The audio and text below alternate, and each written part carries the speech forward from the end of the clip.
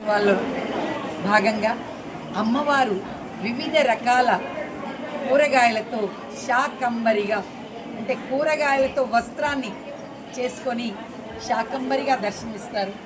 మరి ఆ తల్లికి ప్రేమతో సమర్పించడానికి లక్ష్మీ వెంకటేశ్వర సేవా ట్రస్ట్, మరి లక్ష్మీ శ్రీనివాస సేవా ట్రస్ట్ తరఫున అందరూ భక్తులు ప్రేమగా రావడం జరిగింది. కూరగాయలు తీసుకొని రావడం జరిగింది. అది కాకుండా ఇంకా 2 టన్నుల కూరగాయల లారీల ద్వారా వచ్చి ఉన్నాయి.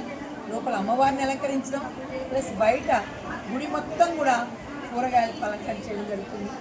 రేపు పొద్దున 9:30-10 మధ్య అమ్మవారి దర్శనం అవుతుంది. కనుక ప్రతి ఒక్కళ్ళకి భక్తులకి ప్రశాంతంగా దేవాలయానికి వచ్చి రకరకాల క్యూ లైన్స్ ఏర్పాటు చేయడం జరిగింది. మరి ఆ క్యూ లైన్స్ కూడా మీరు వీడియో తీసుకోవచ్చు.